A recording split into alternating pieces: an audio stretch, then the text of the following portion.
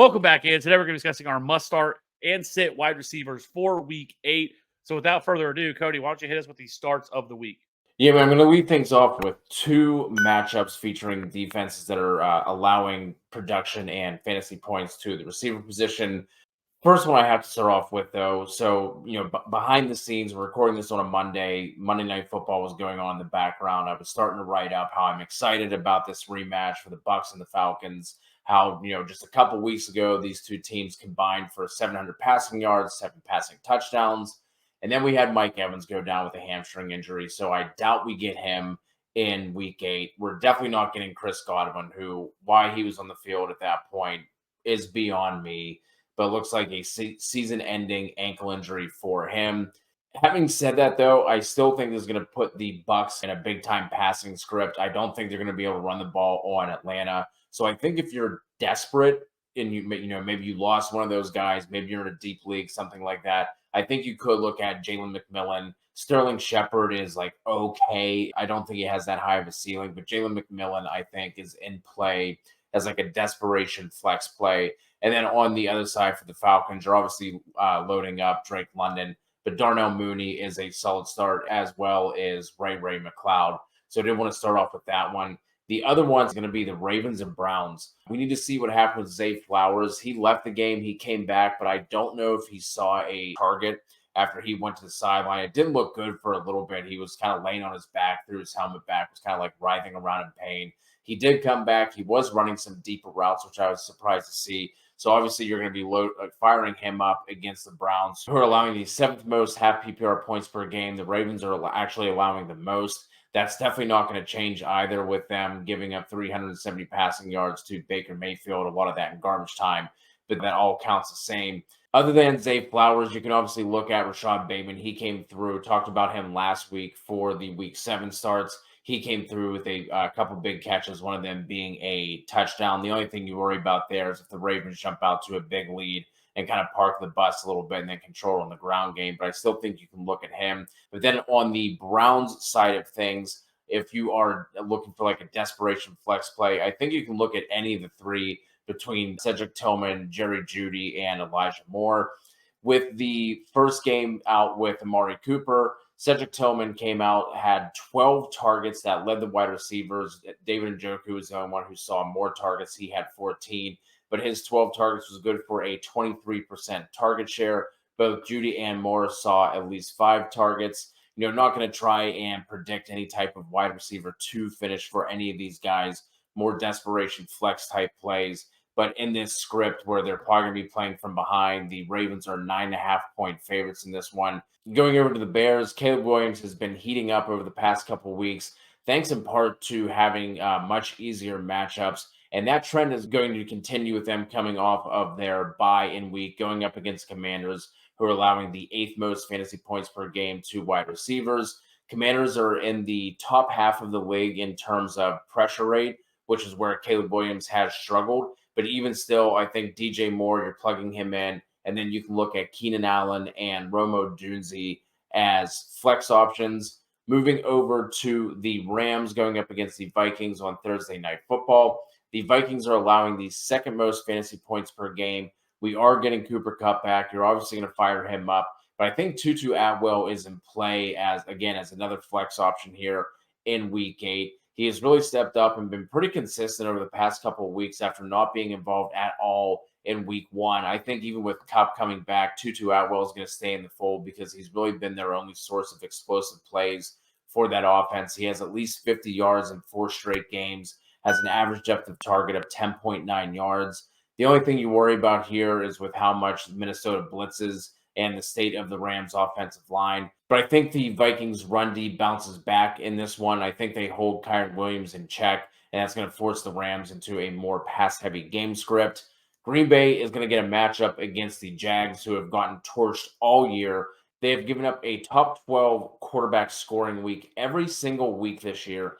Now they get a matchup against Jordan Love. There's a great bounce back spot for Jaden Reed, so you're obviously firing him up. But then going down the line, Romeo Doubs, I think, is an interesting wide receiver 3 with wide receiver 2 upside. Christian Watson and Dontavian Wicks can be looked at as well. I think they're a little bit more boom bust, but again, if you need a flex type play, you can definitely look their way with this easy matchup going up against the Jags. And lastly, wanted to throw this one out there for Calvin Ridley and the Titans. Ridley's going to be like a wide receiver 3/flex play in this one, going up against the third worst defense against receivers in the Lions. We're obviously expecting the Lions to jump out ahead, putting them in a passing script. Ridley saw another 9 targets this past week, still been pretty inefficient with them, but now has posted a target share of 21% or higher in 3 of 5 games. Yeah, for me this week, I think you have to look at Jalen Waddle. I think if Tua comes back, it's a great bounce back spot against the Cardinals, who have allowed the 7th most PPR points to wide receivers. I think Waddle is a really strong wide receiver to play. Obviously, Tua is going to raise up the ceiling for all these guys. Tyreek Hill becomes a borderline #1 overall wide receiver for the week. And then I think Yep. Jalen Waddle is just also a smash play as long as Tua comes back. And all accounts, sounds like he's going to be back and playing in this game. So I don't think there's much to get past there. So I do really like Jalen Waddle. Next up, Jameson Williams was suspended for 2 games. It's obviously big news for Amon-Ra Brown and Sam Laporta, who's really going to help them. But I do think, depending on what your situation is, especially with all these wide receivers going down this week, I think it kind of lifts up somebody like Tim Patrick, who's flashed at times this year as an option here, but with his situation, maybe a Khalif Raymond as well, but in a PPR format. But I would prefer Tim Patrick if you were looking for another Lions pass catcher. And then lastly, Juju Smith-Schuster has also already been ruled out for week 8. Worthy did see 8 targets, and Mahomes just barely missed him on a long touchdown. And they're going to continue to try to manufacture touches into his hands. I think both can be said for McCole Hardman, but right now I think Worthy is the only wide receiver that I really have a strong interest in playing, especially but what should be a really good matchup against the Raiders. I know the Chiefs are going to be out for revenge for some of the stuff that they've said over the offseason about them. But either way, I do think Worthy definitely the option here. So, anyways, that being said, let's go ahead and move over to the sits of the week. Cody, what do you have there? Yeah, man, I'll be honest. There aren't many studs that we're really worried about here this week that are going to be in difficult matchups. A lot of the offenses that are facing some of these stingier defenses are situations that we're not really intrigued with at all. I mean, we have teams like Arizona, Carolina, the Raiders, and New England with bottom 10 matchups. So those guys we weren't excited about anyway. So some of the guys I'm going to be lower on, you might not have the luxury of sitting these guys, but guys I would potentially be looking at would be someone like Chris Olave. He technically has a rough matchup here going up against the Chargers. They've allowed the 7th fewest fantasy points per game to wideouts, but this is more about the QB situation there than anything else. Also, Olave has just been pretty disappointing this year. Only one finish inside of the top 24 this season, and that was wide receiver 12 back in week 3. So if you have options, I would consider sitting Chris Olave in this one, even though he's going to be the only show in town with Rashid Shaheed out. The other one would be Terry McLaurin. This is, again, more of a quarterback type of situation to watch. It seems like Jaden Daniels should be okay, but he's going to be getting a matchup against the Bears, who their secondary has been really good all year, allowing the 5th fewest fantasy points per game to wide receivers. Again, if Daniels is in, you're probably still going to plug him in. But if it's Mariota, I think that is going to lower his overall ceiling, although Mariota did look good coming in. But we have to keep in mind that was against the bottom of the barrel Carolina Panthers. So that is a situation I would monitor. And even if Jaden Daniels is able to play, I think it's going to lower the overall ceiling of Terry McLaurin kind of down to that wide receiver 3 range instead of the wide receiver 2 range where he has been living for the past couple of weeks. The other one I will throw out here is going to be Marvin Harrison going up against the Dolphins, who have technically allowed the fewest points per game to wide receivers. A lot of that is schedule driven, in my opinion, but Marv has been super inconsistent and disappointing all year. The Cardinals offense as a whole has been, honestly, but for Marv, he only has 3 top 24 finishes on the year.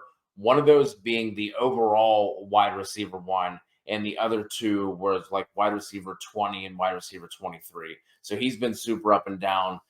He's someone who, is definitely not in a must-start situation like we thought he would be at the beginning of the year. Frankly, he should be getting peppered with targets, but this passing offense has been pretty abysmal. If they can't do anything on the ground, this passing offense is really going to struggle. And Marv is more of a boom bust option that I think a lot of us thought he was going to be coming into this season. I think the one that I'd be the most concerned with is Deontay Johnson, who's been dealing with injuries, but also this is just a stone cold, horrible matchup. The Broncos defense has been absolutely phenomenal this year, allowing the second fewest PPR points position. Patrick Surtain should be back. He would be a player that, like, I don't know if I'm necessarily sitting him, but considering probably where you drafted him, so you should have enough depth, I would assume, on your team. Like, he's certainly not a must play, and he's somebody, like, if you have another better option, I would just sit Deontay Johnson because I absolutely hate this matchup for the Carolina Panthers. That being said, be sure to hit that like and subscribe button for future content. We'll be live again on Wednesday night to answer all your start sit questions. We'll see you on the next one. Bye.